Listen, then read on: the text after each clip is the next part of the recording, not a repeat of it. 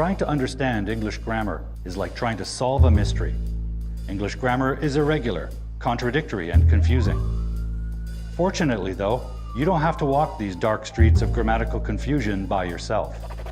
I'm English teacher Paul Duke, and on this show I'll be your grammar detective.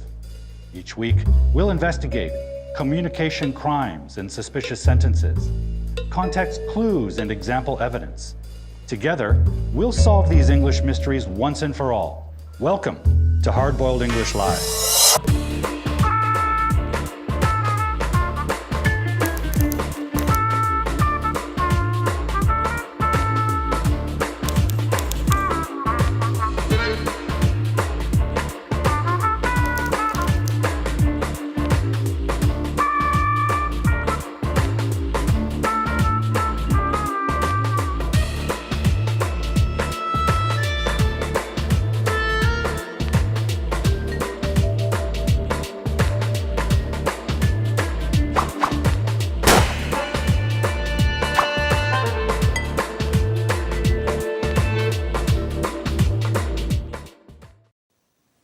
Good evening, Grammar Gumshoes. It is Friday, December 1st, 2023.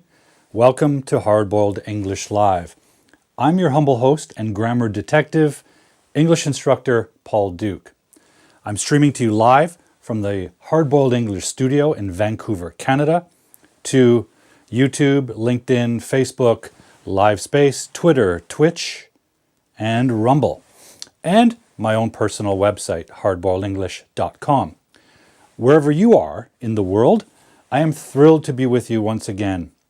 And wherever you're watching me from, thank you for joining me. On this show, we investigate and solve your English grammar mysteries. And on the show tonight, I'm going to take a very close look at two very challenging grammar problems that a couple of you viewers have asked me about in recent weeks. So tonight might be a 2-hour show. We've got a lot of work to get to. But before we do that, I'd love to hear from you guys. So please say hello in the chat box and tell me where in the world you're watching from. And we'll see who's joining us. Already I see Mr. Wilson from Ecuador. Thank you for joining us, Wilson. I see also with us tonight is Chris Derboven from Belgium. Welcome, welcome. Who else is with us? I see some people watching on various platforms. Which reminds me, guys, in the new year, basically I'm trying to centralize all of my projects and media into one platform. So stay tuned for the details of that. Rather than watching on YouTube and Facebook and all these other places, we'll be able to watch in one place. I want to say hello to Marta from Greece, staying up to 2 a.m. To watch us. Thank you for joining us, Marta. Great to have you with us. Who else is joining us? And how are you guys doing? What's happening in your country this week? Wilson, what's happening in Ecuador? Chris, Belgium, any news in Belgium? And Marta, what's happening in Greece at this time of year? I see some folks over here on LiveSpace. LiveSpace is a brand new streaming platform that I'm starting to use. I think there are a lot of gamers on that platform, but hopefully we can introduce some new audience to our show. My goal, as always, is to reach as many people as possible. Anyone else out there? Just 3 of us? Yes, Wilson is working hard at school. Wilson is an English teacher in Ecuador. So obviously, as with all teachers, Wilson is kept very busy.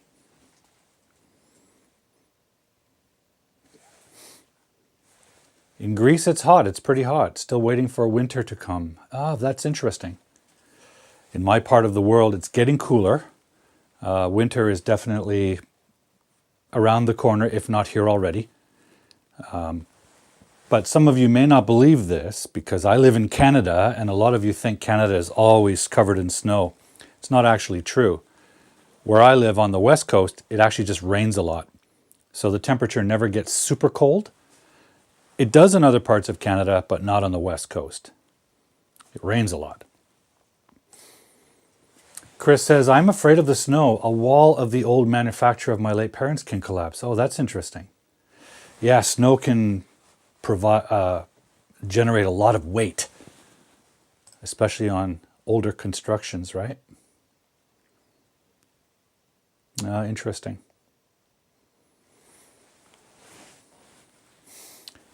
I think a few people will join us shortly. I see some people over on my WhatsApp group. Let me just check on that.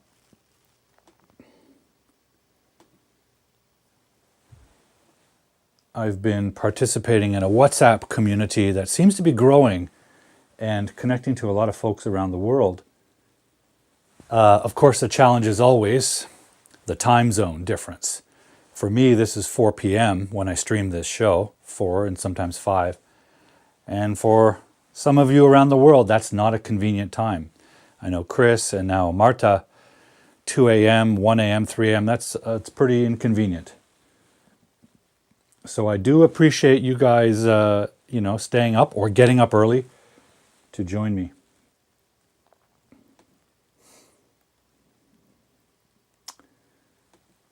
And we'll get to our grammar questions pretty soon. Oh, I see Jonas. Jonas is in Morocco, I believe, if my memory's working. Hello, Jonas. And Jonas, thank you for joining my writing podcast this morning, our live event. It was nice to see your name pop up. I see Berta. Berta has joined us from Cartagena, Colombia. I myself have visited Cartagena and loved it. Beautiful, beautiful city. I was there in 2019. Actually, I arrived the day there were some national protests in the streets. So it was a pretty interesting day to arrive in Bogota. And then from Bogota, I went to Cartagena, which was beautiful. And actually, while I was in Cartagena, I made a short video because I had the great opportunity of visiting an old friend. I was visiting an old friend, and my old friend has turned into quite a success in Colombia. He's become quite successful and famous. And he sent my wife and I to visit his private island. Yeah, it's crazy as that sounds. So I made a video there, and I'll put the link to it in the comment box, and you can take a look at a private island in the Caribbean Sea off the coast of Cartagena. Very crazy. I'm a very modest person. I'm a humble teacher. I'm not wealthy or successful, so it was a very strange experience. I had to put it on video. Also joining us is Pallavi. Hi, Pallavi. Welcome. And Pallavi is in India, I think. Do your best on your exam, Pallavi. Go study.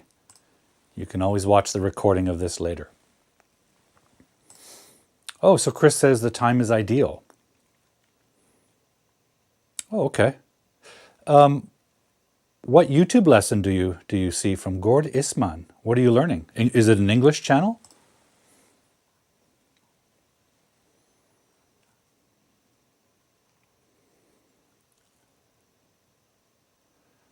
Great.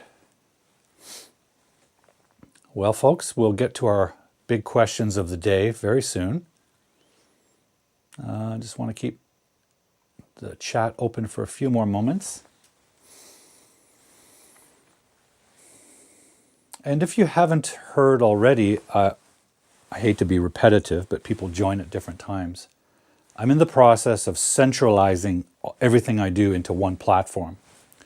So a platform that will host my videos, host this live stream, my written blog, products, for example, Grammar Detective cups. We have t-shirts available, Hardboiled English Live t-shirts, and they'll all be available in one place. And that one place is this website, hardboiledenglish.com. If you go there, starting in January, we're not ready yet. Starting in January, that's where you should go every week to watch this show. That's where you should go to buy products. That's where you should go to chat with our community. Everything will be there, okay? So I want you to keep that in mind. And starting in January, that's where I will be. And it will be the only place Hardboiled English and me will be. I'm going to leave YouTube, leave LinkedIn, leave Facebook. Those platforms are not really helping our show or my projects.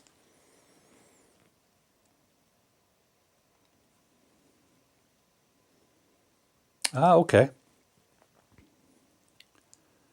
Edit video, you mean? Okay, great.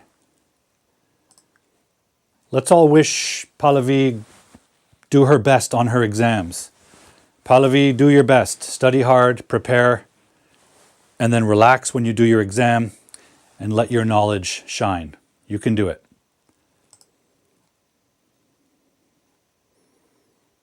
Anyone else with us?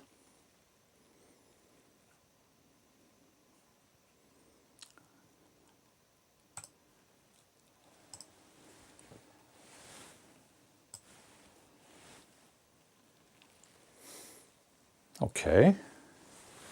I think then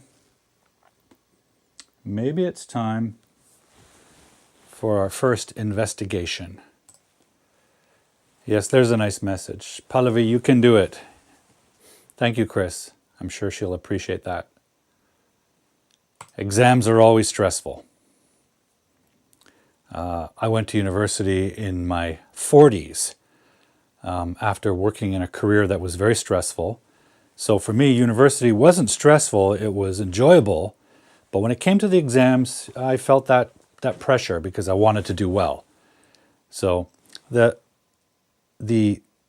process of exams is always stressful because you don't know the result, right? And there's so many unknowns going into it. So all you can do is prepare your best. And in a way, it's a little bit of a life lesson, right? There are things you cannot control.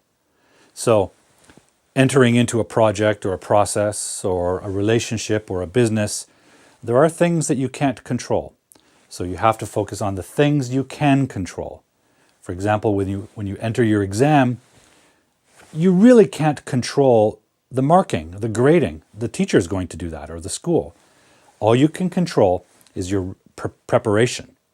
So the trick to an exam is prepare as much and as best as you can, and then relax, because worrying will not help you perform. So do your best, Pallavi. Prepare as much as you can, and then stop worrying about it, and just go into the exam. And I always say to my students, don't look at the exam or the test like it's a monster. Because if you do, like, oh, the test, the exam, the test, it's coming up. A lot of students talk about a test like it's a monster. Don't let the test be the monster. You are the monster. You should go to the test very well prepared. So the trick is do the work, prepare, study a lot, and not the night before. Start studying weeks before, if you can. Go into the exam prepared, because that will make you confident. And if you're confident, you can relax. And when you sit down for that exam, you're the monster and you attack the exam. The exam's not there to attack you. The exam is an opportunity for you to show your teacher what you know. So, you get into that exam, you're in charge. You are the monster. You go in there and you eat that exam. Show your teacher how well prepared you are. You do that, at least you're going to feel confident. Okay, what I'd like to do next, guys, is begin with our first English mystery. So to do that, I'm just going to get out of costume for a moment so I can move a little more freely. And I'll put our first question up because it's rather long.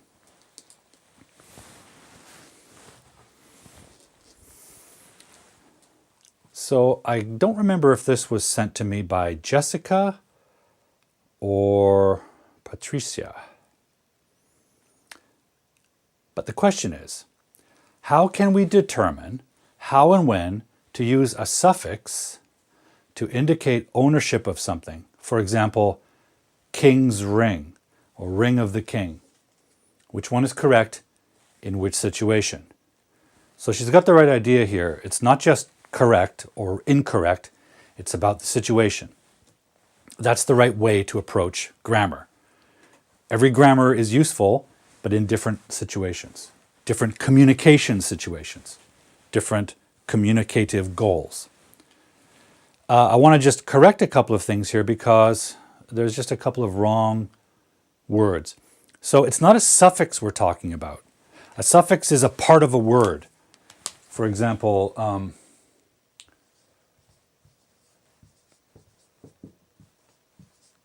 organize, not eyes is the suffix, and it creates a meaning here. Or evaluate. When you see ate at the end of a word like that, it tells us it's a verb, right? Or if we say evaluation, that's a suffix that tells us this is a noun. So suffixes generally tell us the part of speech, noun, adjective, verb, and so on. That's not what we're talking about here. What you're talking about here is ownership, or more accurately, possession. So let's talk about what possession is. And before we get into the grammar and the structure of expressing possession, let's think for a moment about what possession means. Because grammar is always interacting with meaning. It's not separate. We use grammar to communicate a specific meaning. So we should think about what it means. So when we say possession, and I like this word better than ownership, and I'll show you why in a moment. But let's just associate the two. So what does possession mean? What does it mean to possess something? And I'm not talking about grammar here, I'm talking about the meaning. Well, I think the most obvious answer is to own something, right? When you own something. Well, how do we own something? The obvious answer is if we buy it, right? If we pay a store money, they give us the product, and now the product is ours. For example, let's see. Well, a book. Let's talk about a book. Here's a book called Pulse by Julian Barnes, British writer, collection of stories. Well, it's clear that I possess it. It's on my shelf. It's in my hand. It's in my home. It's not at the library, and it's no longer at the store. I control it. I own it. Why? Because I paid money for it. I went to the store, gave them money, they gave me the book. Now I possess it. I control it. I can read it if I want. I can put it in the oven if I want. I can burn it if I want. I can put it in the garbage if I want. I can give it to someone else if I want. And if I give it to someone else and they receive it, they own it. So another way to own something or possess it is to receive a gift.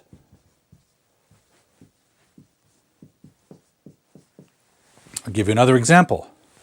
My niece gave me a Mr. Potato Head toy. Mr. Potato Head is a common children's toy. My young niece gave this to me for Christmas one year. Now it's mine. Now I possess it. I can do what I want with it, right? My niece bought it at a store, but then she put it in a box and wrapped it and gave it to me. Now I possess it.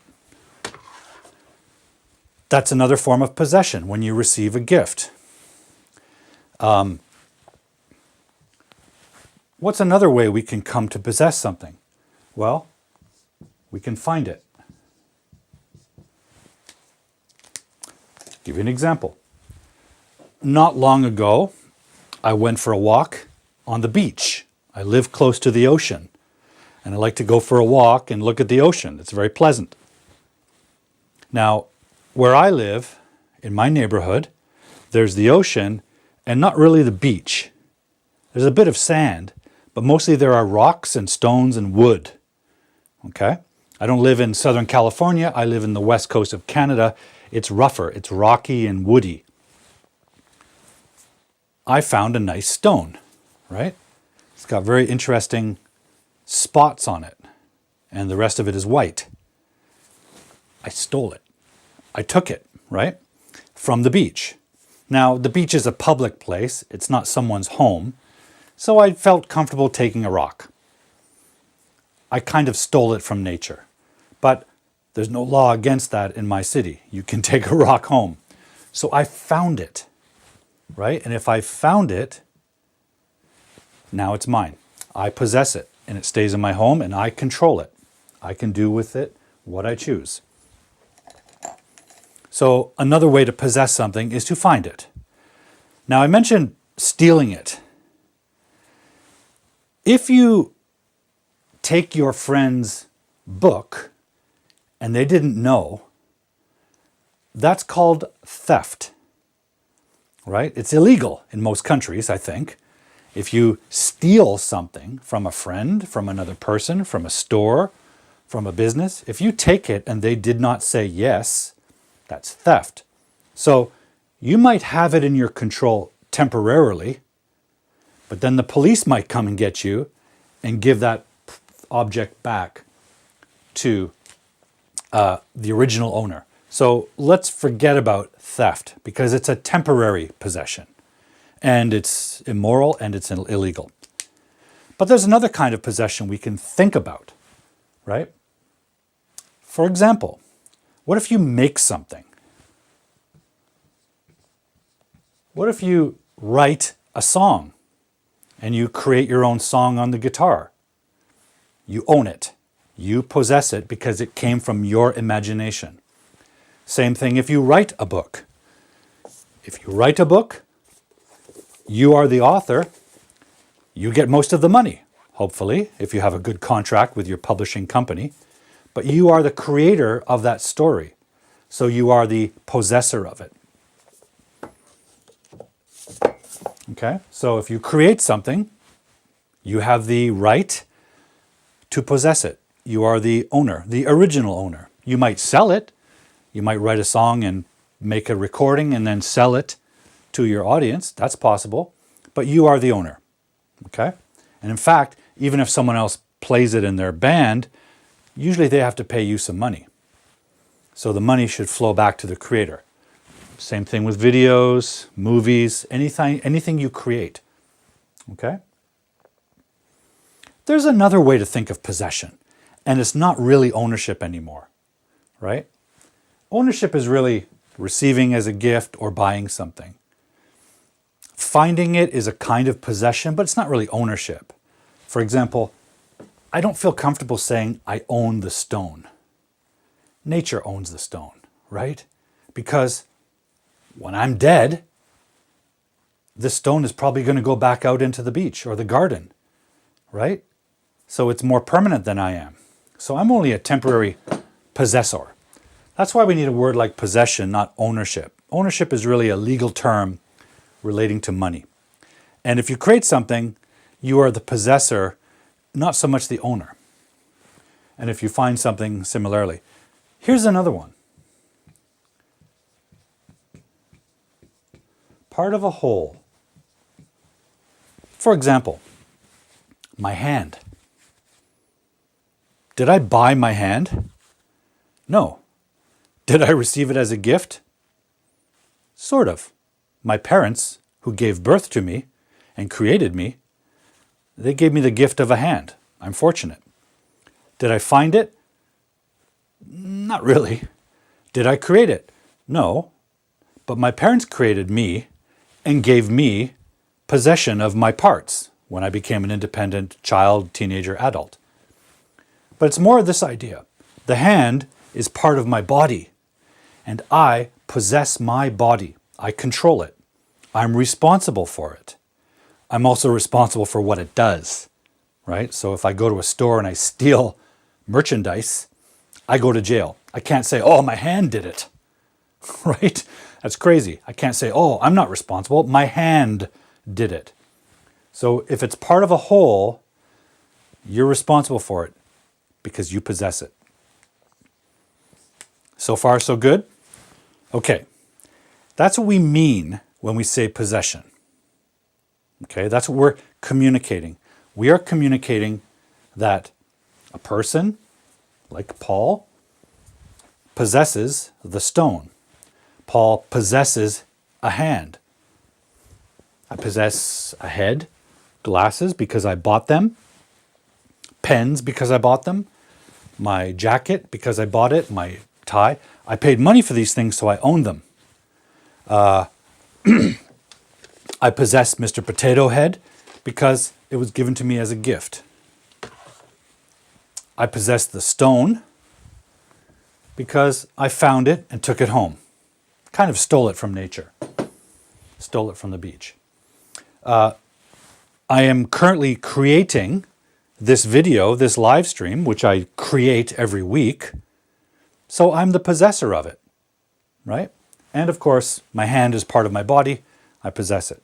So this is what we mean when we talk about possession. Now let's talk about how to express it with language, with a sentence, with grammar. And this is where it gets confusing. Okay, so I want you to remember this because we're going to come back to this repeatedly. Now, most students, when they're learning English, they learn two different ways to express possession.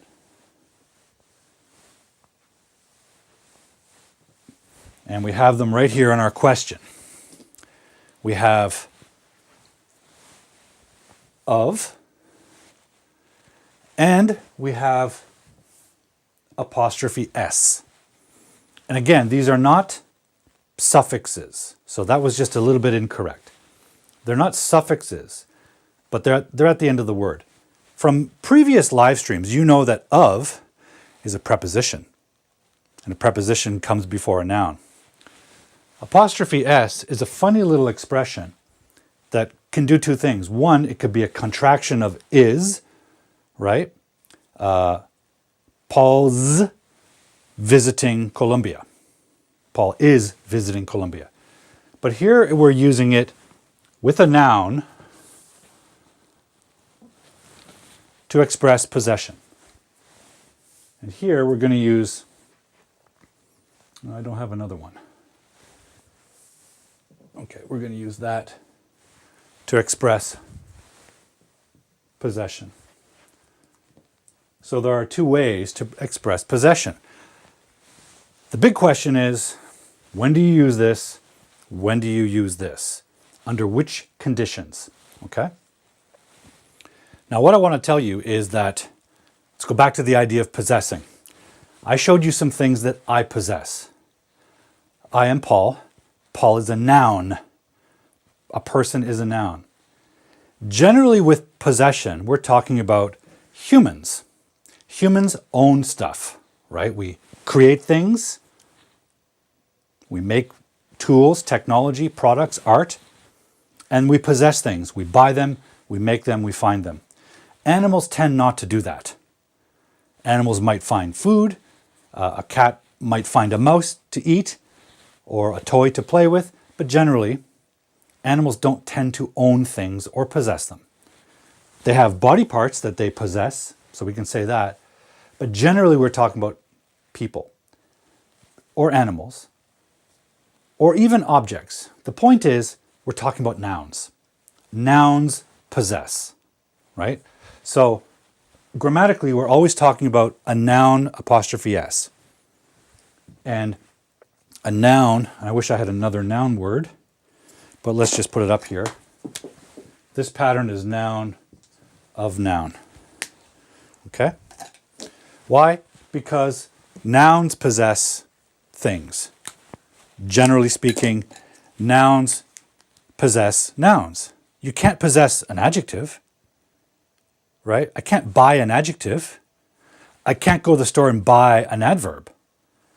I can't even go to the store and buy a verb, right? So nouns possess nouns and nouns possess nouns, okay? That's what we have to remember. We're talking about working with nouns. So the question is, which nouns work with which pattern? Okay, there's something else we have to think about. Maybe some nouns work with this pattern only. Maybe some nouns work with this pattern only. Which ones? There are also some words that can work with both. So let's say either. We're going to make a little chart here. Okay. Now I'm going to bring some graphics up on the screen that will help us. Where are they? Okay, so let's talk about this one first. When do we use that pattern? Well, we know that we can definitely say something like Paul's hand, right?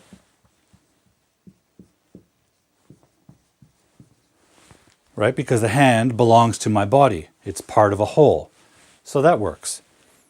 And can we say the hand of Paul? Well, it turns out we can say that, but maybe we don't tend to, right? Maybe it's not smooth or elegant. Remember something that I always talk about with language, especially English, particularly English, it's always best when there are fewer words.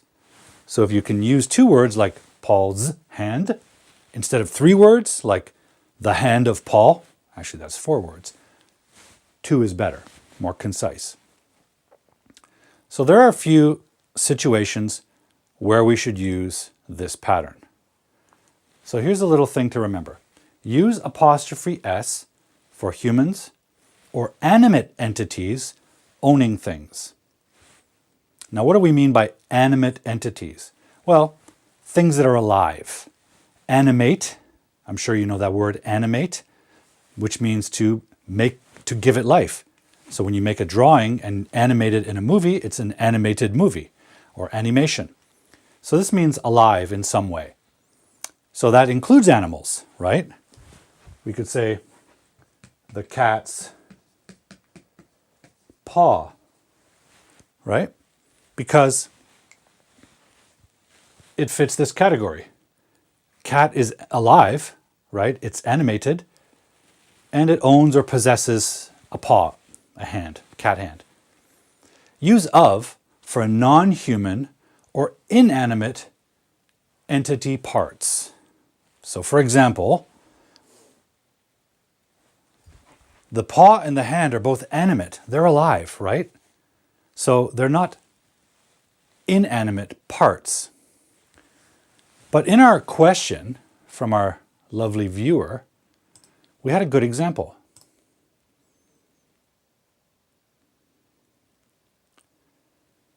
King's ring or ring of the king. Well, the king is a human and it can own things, so we should use the king's ring.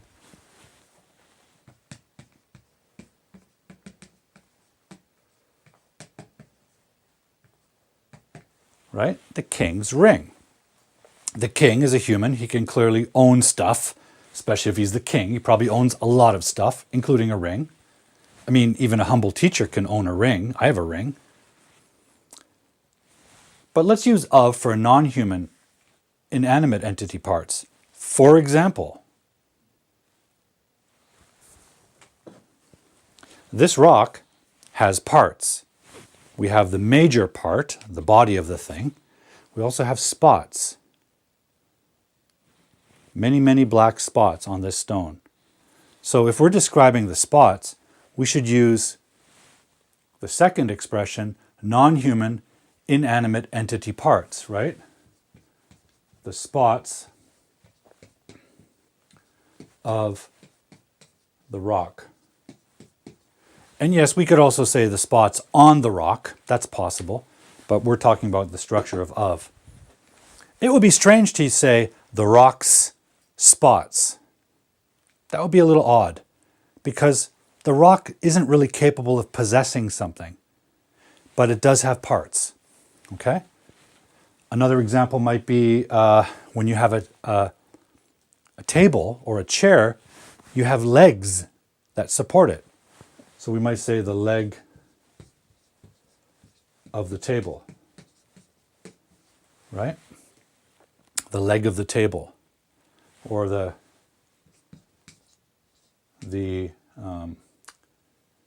engine of the plane, the airplane, right? The airplane has parts, many parts, right? For an airplane to fly, it needs wings and it needs an engine. So the engine is not alive, the engine of the plane, right? Now, let's look at another descriptor. And these are kind of typical grammar rules. Let me just see if I've got the sequence right.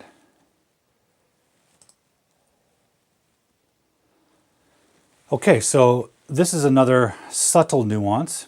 We can use of to show the relation of a proportion to a composite whole. Now, what does that mean? Well, think of it like this. Let me just find my example.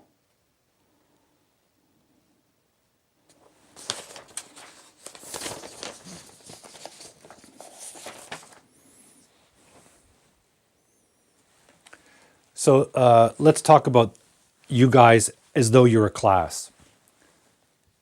We would say some, not all. So we're talking about proportion here, measurement, quantity. Some of the students.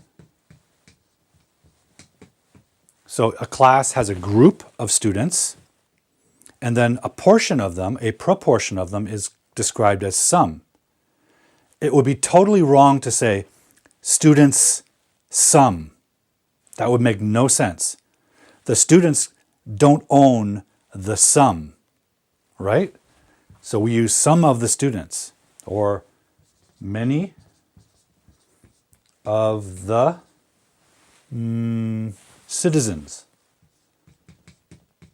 I think recently there was an election in some countries. I think Argentina had an election, the Netherlands had an election. So we can say many of the citizens voted for that president, right? We can't say the citizens many. Doesn't work. The citizens don't own the many, right? It's a relation of proportion to a composite whole. Measurement, right? Ratio, in a sense. Now let's look at another one.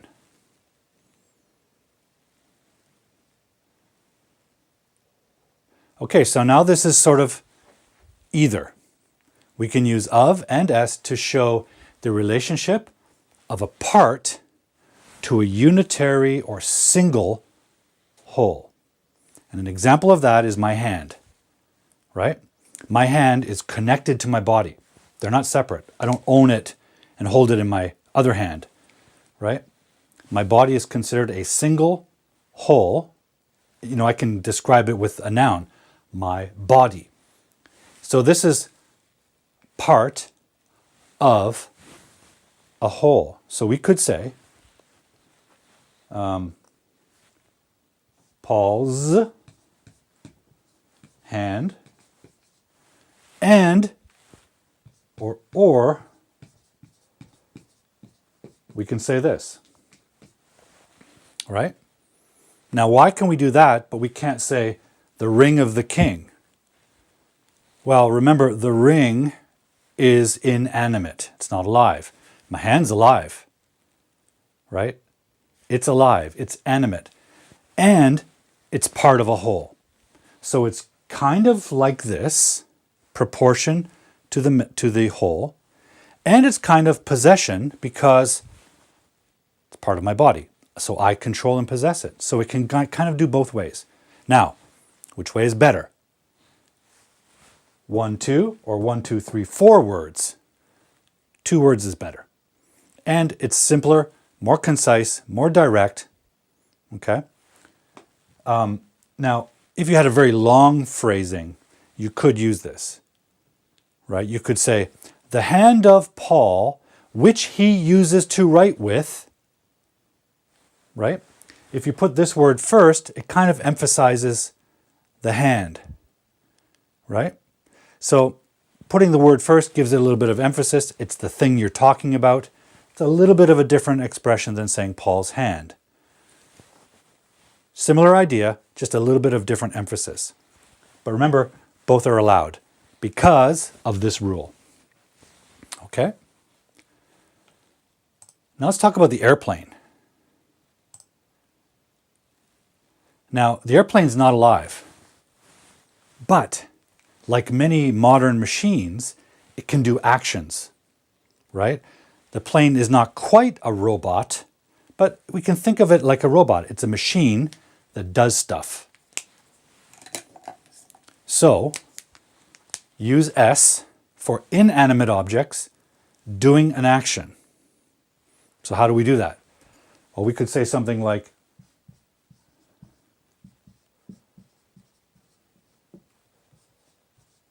the plane's departure.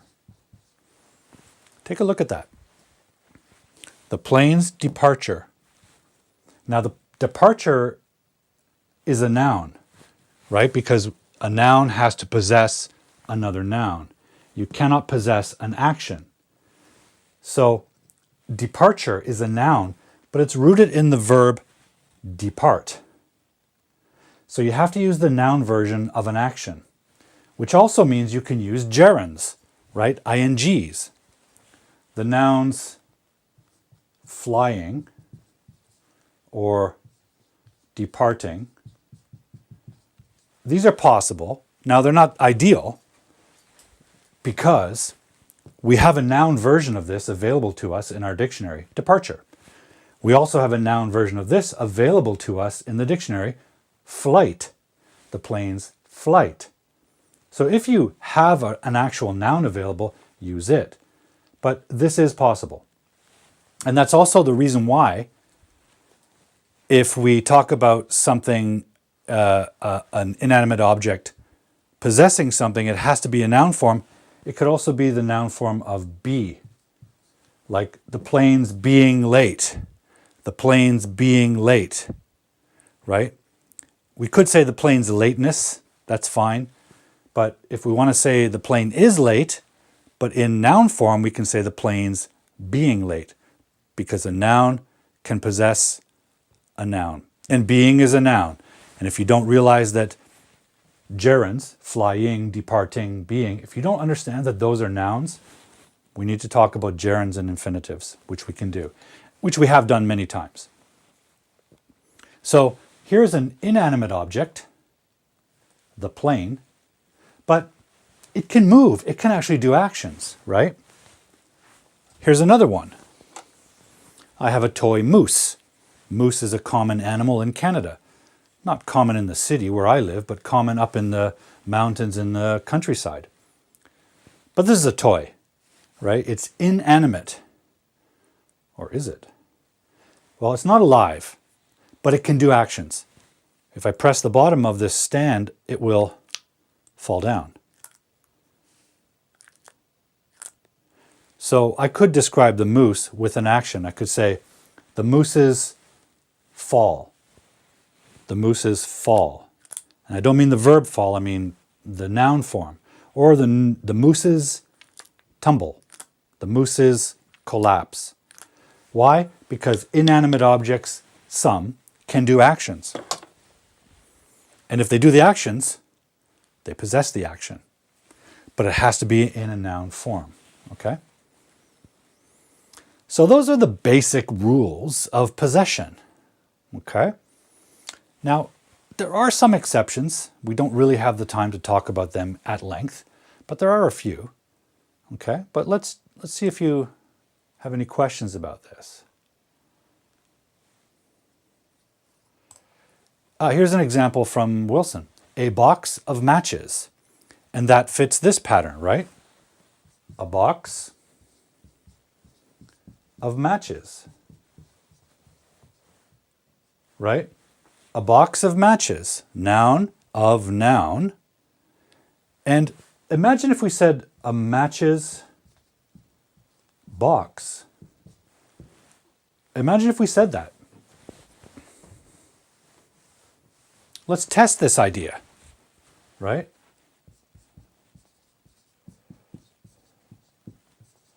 Because the big question with these two forms is, are they interchangeable? Are they reversible? Can we say a box of matches and a matches box? We said we could say Paul's hand and the hand of Paul. That's possible. But that's because we have an animate, alive, noun, possessing an alive part. That's different. A box and a matches, they're both dead. They're not alive. They're objects. But look at the structure here. A matches box.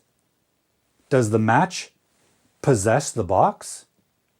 Does the match own the box? Did the match create the box? Did the match find the box? No, clearly not. Right? Clearly not. So this is very strange. But let's come back to it because it does indicate something else that we have happening here. So I'm going to say a matches box, totally not good. We have two objects that are not alive, so we should use the noun of noun structure. This one's good. This is very strange. It doesn't fit grammatically, but it doesn't fit logically with our understanding of the meaning of possession. Remember we said possession expresses that you paid money for something and you own it, or that you were given it as a gift and therefore you own it, or you found it and now you possess it, or that you created it and now that you possess it, or it's part of you like my hand is to my body. That doesn't qualify. It doesn't work. So we have to say a box of matches. Anish, great to have you. Great to have you. Thanks for watching. So here's Chris's example, the King of Belgium, right? The King of Belgium.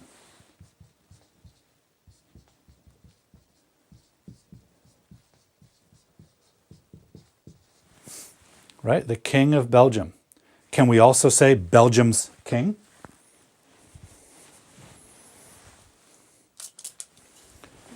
Let's see how that qualifies.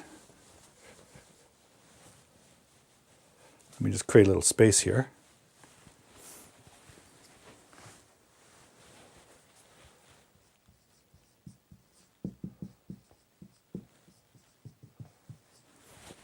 It does. It does work. It's interchangeable because, let's see which rule it falls under.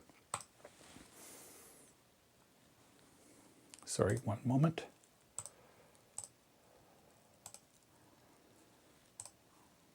Where are we here? Okay, our first rule was use S, apostrophe S for humans, owning things, use of for non-human inanimate things and their parts. Then we had, and we didn't not get to that yet. Apostrophe S for inanimate objects doing an action. Well, Belgium is considered an inanimate object. It's the name of a country. It's not really describing the people, it's the concept of the nation. Doing an action? Well, the king's not an action, so this is the wrong rule.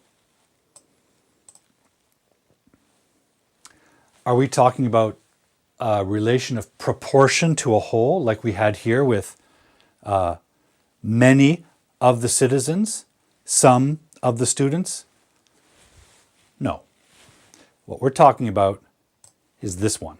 Use of and S to show relation of a part to a unitary or single whole. That fits, right? The king is part of the country.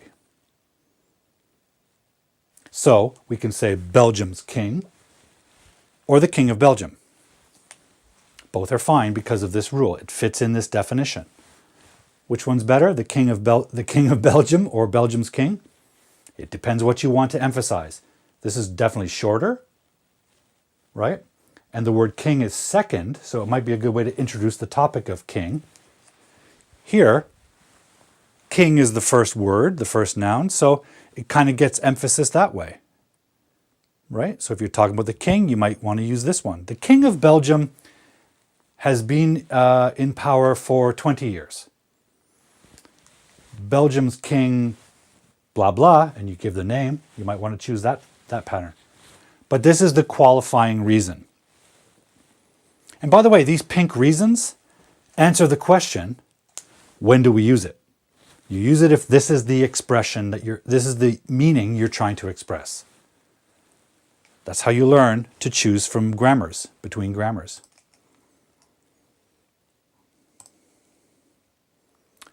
How can we know the noun from either it's with ing, like moving, or the noun form movement?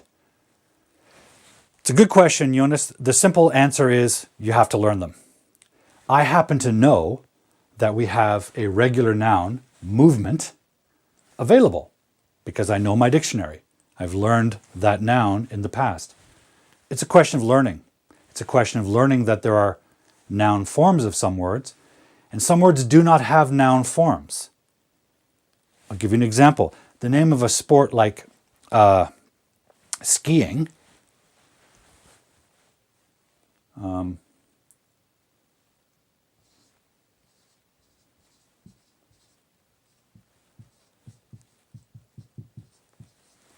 if we use that, I know there's no noun form for that.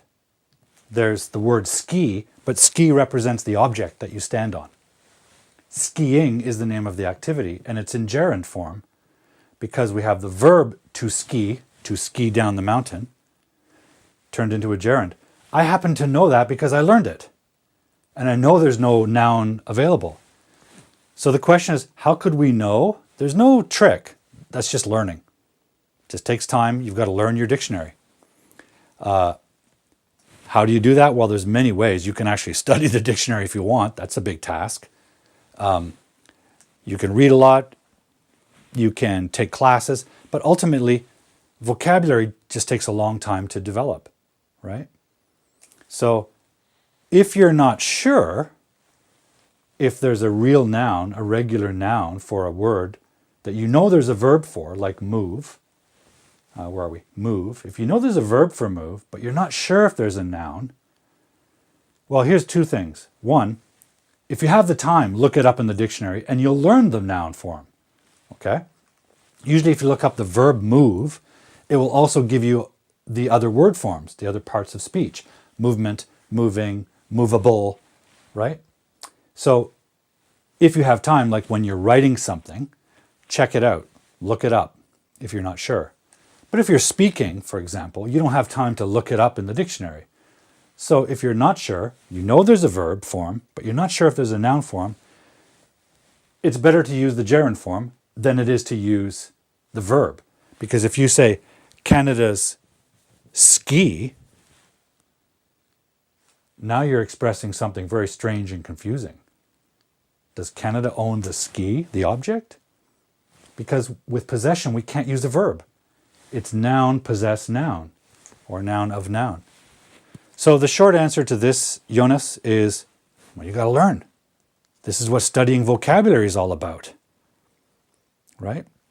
And in English, a lot of words have a variety of parts of speech forms, right? Look at this. We have move, the verb. We have move, the noun, right? I could say, my move from one city to another was difficult. Okay, so there's already two with one word. Move is a verb and a noun. Moving is the progressive form of the verb. It's also the gerund. Movement is the noun. Movable is the adjective. Right? So if you learn one word, that's why I love dictionaries. There's no substitute for the power of dictionaries. You look up one word, you will learn all its parts. You'll see examples, so you have context. And you'll learn more than one word that way.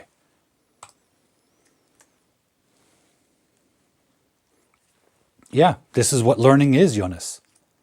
Right? There's no trick to knowing if there's another part of speech for that word. There's no indicator or trick to it. You just learn. It takes time. This is what the learning process involves. We know that to learn a language, let's say English, you need to study grammar, you need to practice speaking, you need to read, you need to write. But this is what we learn vocabulary for, right? So the answer is, how do you know? Study vocabulary. Learn your words. How do you do that? Lots of ways. Read, study in a school. You could just read the dictionary. I've said this before on the show, and I'm going to say it again because I still believe it. When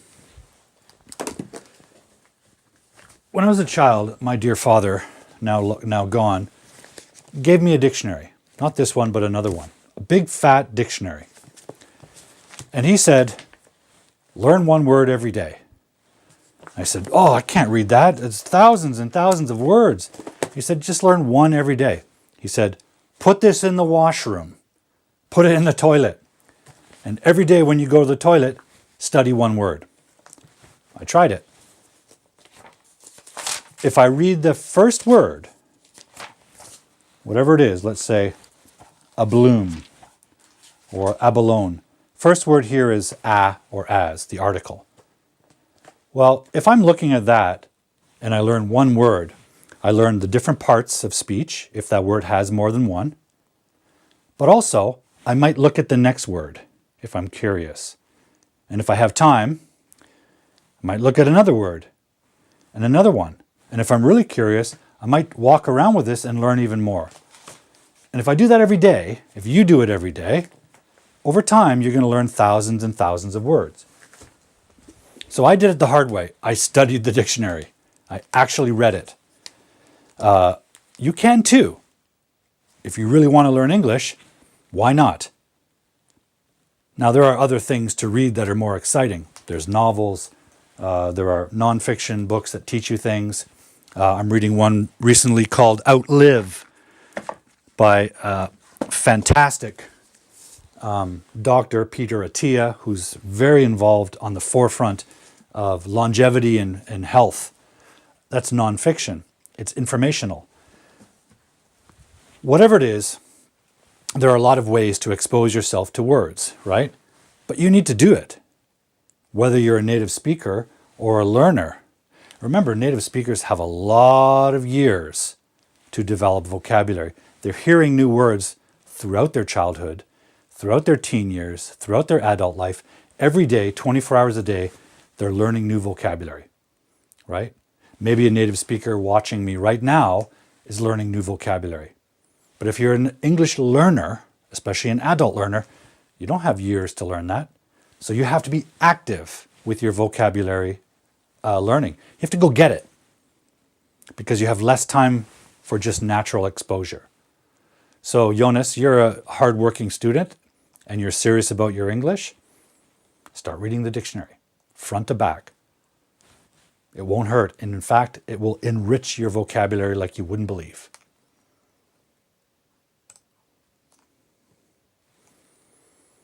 Many exceptions to what? In English, there are many grammatical exceptions, of course.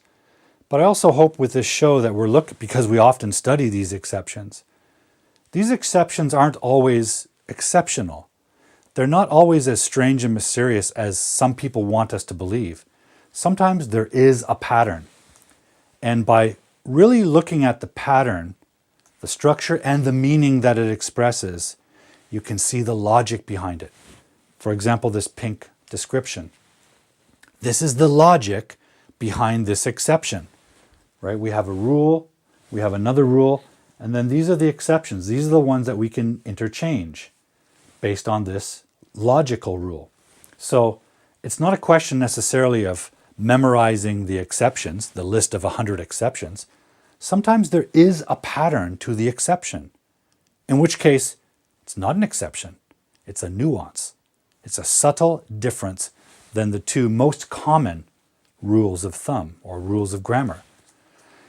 So A lot of people will tell you things like, oh, there's just a bunch of exceptions, you just have to memorize them. I'm not sure that's true. I think even with exceptions, there are patterns we can see, right? I'm a basketball fan. I know some of you, including Anish, are basketball fans. And we could say basketball players tend to be this tall and they tend to be this age and they tend to do this. And then we meet Michael Jordan, who seemed like an exception. He seemed different than from everyone else. But was he? Or was he an evolution of a player, the next step of a player? So with his skill set, I'm talking about, his techniques and his abilities. The same with someone like Steph Curry, who can shoot three-pointers from very far away consistently. He seems like an exception. Is he though? Or is he following the pattern and the rule, but just taking it to a new level? So I like to think of grammar the same way. I'm not sure exceptions are like these strange things that for which rules don't apply. Okay, so for example, this seems like an exception. Some expressions we can use both of and apostrophe s, but they're following this logic. So are they exceptions or are they just less common than the two main ones? Right? Okay. If you have no questions about that, I'd like to move on to our next topic, because our next topic is juicy and mysterious. So, by the way, while we're here, I'd like to address something else. Because we saw it a moment ago, another pattern that comes up. Remember that example, a box of matches? And then we said, we tested matches box, and we said this is no good. A lot of students get confused here because they learn noun of noun, and they think they're all reversible, and they can do this. But there is another pattern in English that kind of looks and sounds like this, right? So let's look at that pattern quickly. Now, we've talked about it many times. I have a long-form video episode of English Weirdness devoted to it. But it's worth looking at now because it results from the confusion around possessives. If someone is confused about possessives, they often make this error. And some languages, I know Japanese does this, some languages create this confusion in translation. Because when they translate, in their language, they can do something that English cannot. So let's take a quick look at this. We said a box of matches was fine because we have two nouns that are not human, they're not alive, they're not even animals. And we said that this one was no good.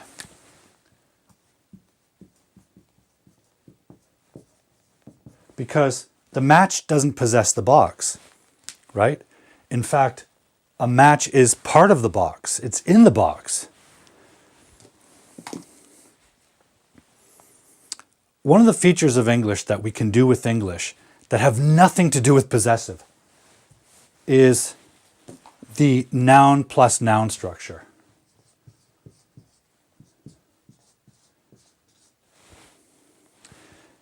And the first noun acts like an adjective. So we've talked about this many, many times.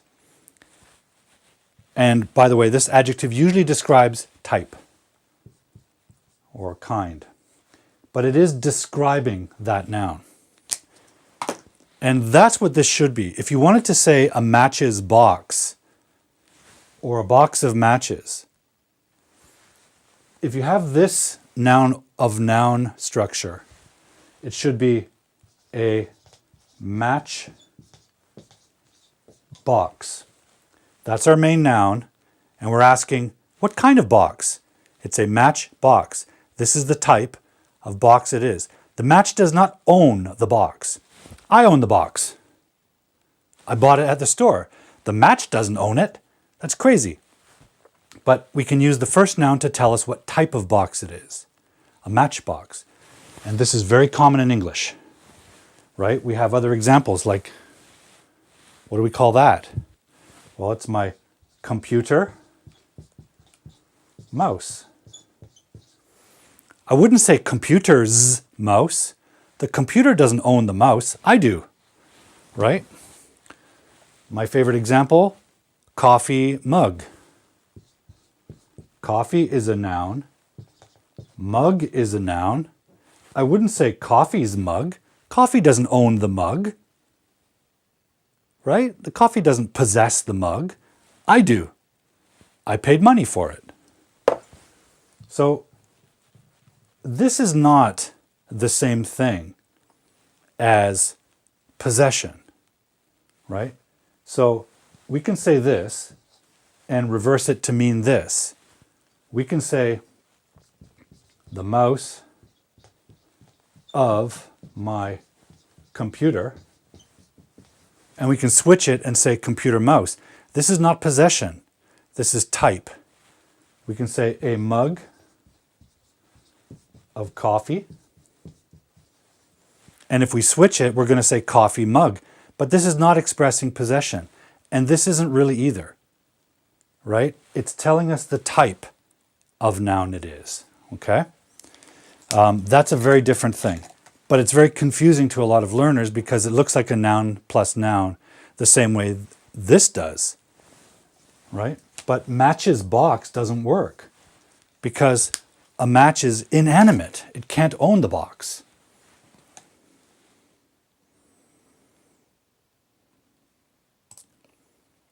So here's another example. A friend of mine and my friend. Okay, so now you're using the pronoun my, which is a little different, but you're expressing possession. One of my friends. But this is fine. Remember, it qualifies because they're two humans. Friend is a human, and my is expressing my ownership. So it fits this criteria. Where are we?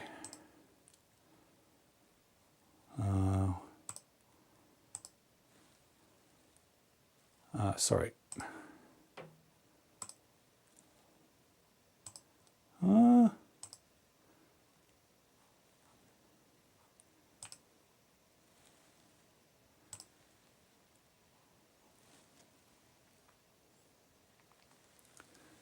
Yeah, so you can use apostrophe for humans, right? Humans possess things.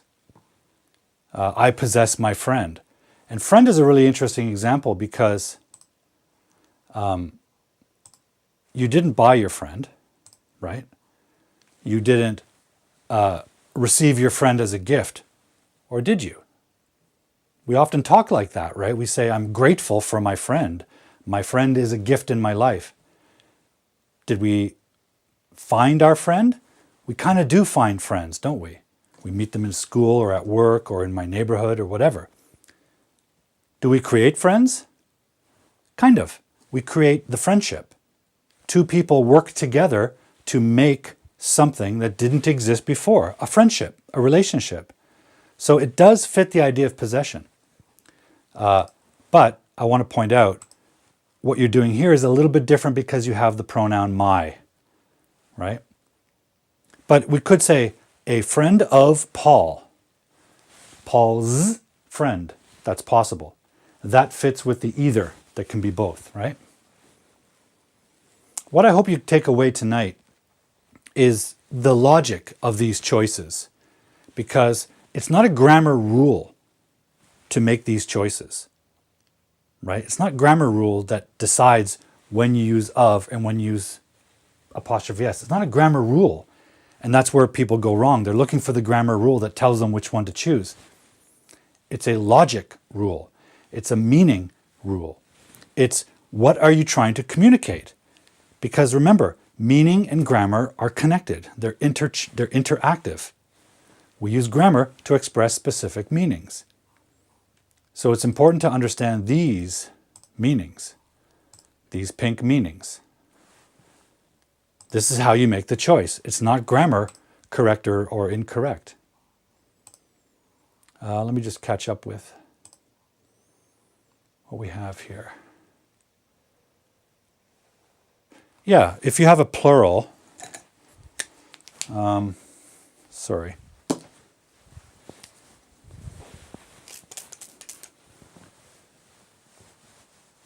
And you're using apostrophe S, it doesn't matter with of structure.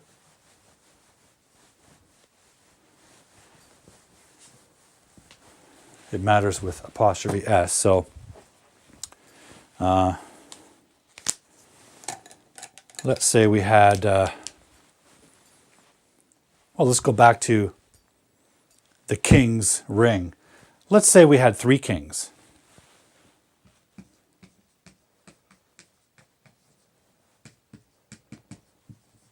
It already has an S to express the plural, 3 kings. But if we have a noun here, rings, and they all have rings, then we put the apostrophe after that S. And when we pronounce it, we just kind of extend the S. The second S here is implied. You don't have to write it. You don't have to say the king's is rings. Just say the king's rings. The king's rings. Just sort of stretch that S out a little bit and put the apostrophe after the last plural S.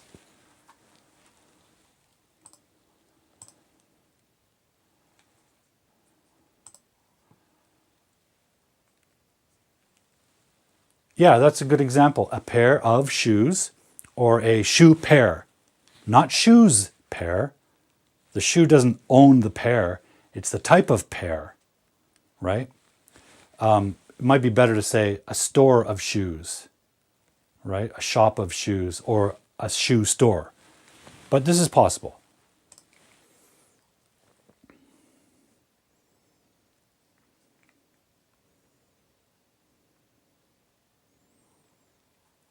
Which one is more common is a question I wouldn't normally answer because it doesn't matter if it's common or not. What's important is, does it express precisely? Common or popular, it's not important in English. It's not important in learning a language. What's important is choosing the right expression that expresses your meaning. So both are useful, right? But let's look at the first one. A cup of tea.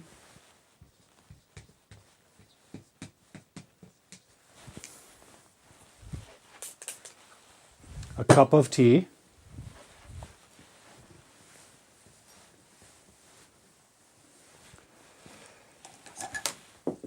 A tea's cup does not work because tea cannot possess cups, right? This is not a tea's cup. The tea doesn't own the cup. I do. This is Paul's cup. So this one's no good. But we can say tea cup, right? Noun plus noun. Now I want to mention this idea of noun plus noun is called noun adjunct or noun as adjective. This is not the same as compound noun.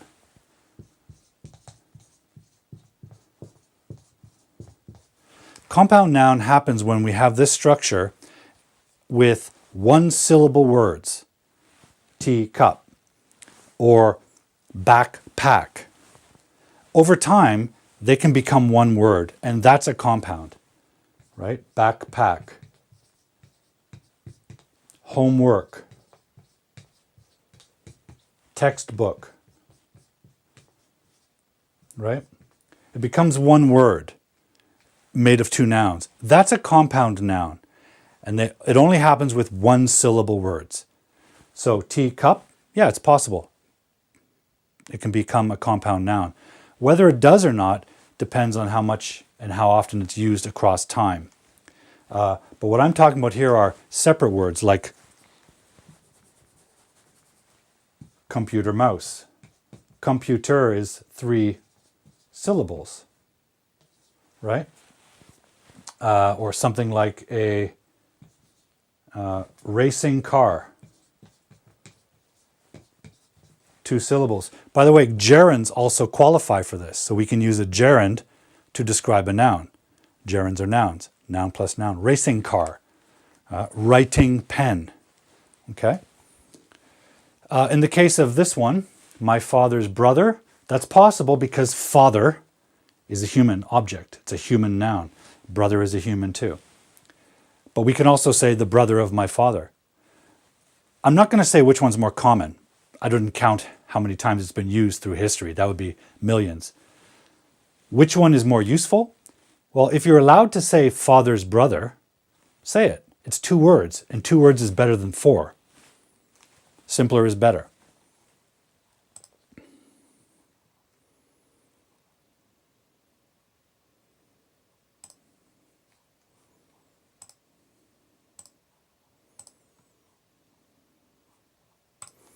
Can I write, for example, Jonas's book or Jonas's book? Yeah, good. Okay. The second case. Even though Jonas ends with an S, it's not because there are 5 Jonases. It's not plural. It's his name. My name ends with L, a hard consonant. But in the case of Jonas owning the book, which is possible, we should put apostrophe S. It's the same logic as Paul's book.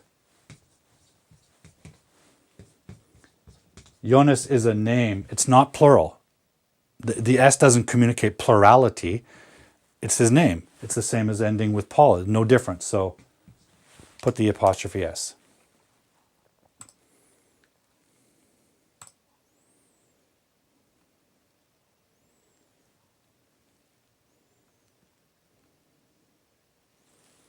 A piece of cake, some cakes, but we don't say some of cakes or many of cakes.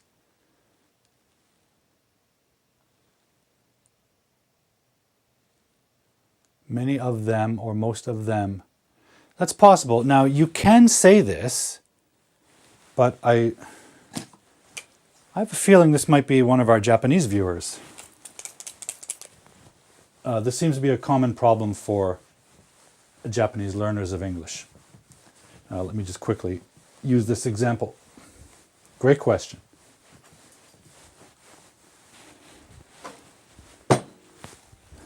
So we have some of cakes, right? What's the other one? Many of cakes. Yeah, this doesn't work. You could say some cakes, many cakes, or you could say some of the cakes. And this is why I suspect this was a Japanese learner, because Japanese learners have a struggle with article use, the, and because the Japanese language doesn't use them. So it's challenging to learn. But in English, we use them. So you should learn them. So some of, we could say the cakes. That's fine. Some of, many of the cakes. But now we're talking about a specific group of cakes, like some of the cakes that are on the table, some of the cakes which I buy every week, right? We could also say some of my cakes, some of your cakes, some of our cakes. If you put a pronoun or an article here, you can follow this structure, no problem, okay? But without the article, you can't do it. So you have 2 choices. Some of the cakes or some/many plus cakes, right? That's your 2 choices. You can say this or this, but you can't say some of cakes. And the error there isn't the of, the error is the missing article. Okay. This letter is Wilson's writing. Absolutely. Because you created it, Wilson. Right? You didn't buy the writing at a store. You didn't find it on the beach, but you created that writing. You made it. So you own it. Right? Just like if I say, this is a book by Julian Barnes. I like Julian Barnes' writing. He created the writing. So no problem.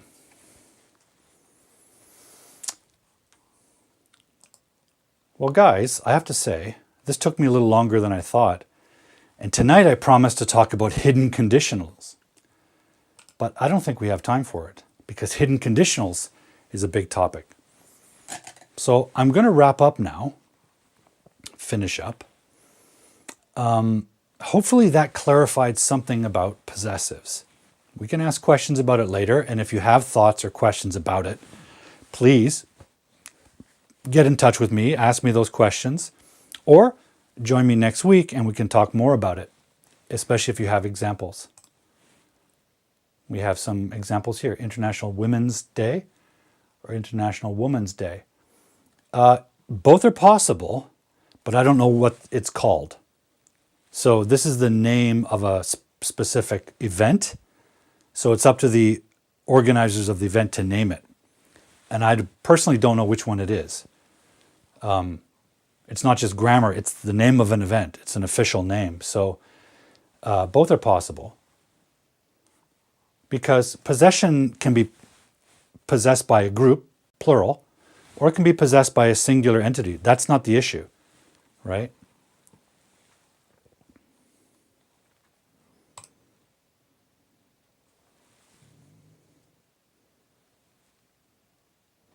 And this is, again, the name of an event.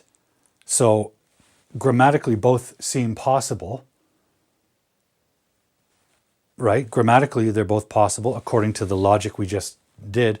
But it's the name of an event, like Christmas or New Year or Hard-Boiled English Live is the name of an event. I personally don't know the exact name of the event. So both are possible grammatically, but we need to know the official name. Okay, well, that's possessive, guys. Again, if you have questions, we can discuss it later, but I think it's time for me to say goodnight. So thank you very much for joining me. I think we have a bunch of viewers on a whole bunch of different platforms, so I want to say thank you to all of you who joined us. And keep thinking about English, keep studying, keep learning your grammar, and keep having questions, right? These questions you ask are powerful. Right? If you have a question, don't be shy about asking it. Because the question means you're thinking about something, but you're not quite 100% confident with it yet, right? So the question leads to great learning. Thank you, Jack. Nice to have you with us. Thank you for watching. So keep asking these questions. Questioning and having curiosity, that's how you learn. It's better to learn that way than just listening to a teacher like me telling you what to think. I'm not here to tell you what to think, right?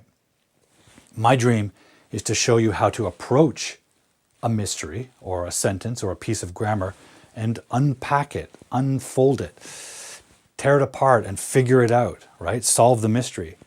And my dream is that you can do this for yourself, right? By thinking like I do on the show, by taking the examples and trying to see the patterns. That's the best way to learn grammar. Of course, when you're a beginner, you need to learn the structures and forms. But if you're not a beginner, you need to start thinking about the questions you have about something. Maybe you notice a contradiction, right? Or an inconsistent pattern. When you do, make a note and ask those questions because that's when the great learning happens and that's when your grammar breakthroughs happen because you learned the basics, but then you saw some inconsistency in the pattern. And you say, why is it like this sometimes, but sometimes like this? Why is it sometimes of noun, and sometimes noun, apostrophe noun? What's going on here? So this was a great question because this is someone recognizing stuff doesn't always follow one rule or the other. Sometimes there's the either, the both possibilities. So we need to examine that. Those can produce your great breakthroughs in understanding the language. And my hope is, now that we've had this episode, now that we've talked about possessives, you take that knowledge, and of course you won't understand it 100%, but take what you've learned. Of course, you can always review the video, but take that and apply it to the English you see out there and hear. When you hear a possessive being used, when you hear a noun of noun structure being used, when you read it, try to see the logic that you are reading or hearing. Try to see how it's being used and think about which pattern it falls into. Is it a human or animate entity owning something, finding something, being gifted something, creating something like Wilson's writing? What's the logic behind that choice? Once you get to that level, your language skill goes through the roof. That's the breakthrough we want. Take the knowledge that you're developing and apply it to what you experience. Okay? So keep doing that. And that's what this show is for. I want you to take what we talk about here and apply it into your daily experience with language, right? That's what we call sometimes top-down learning. You put something in your brain up top, and then you try to notice the examples you see out there in the world and see how they match what you've learned. Okay? So please keep doing that. Until I see you next week, guys, I want you to keep studying these things, keep learning, keep noticing, stay healthy, and of course, as always, I want you to stay cool.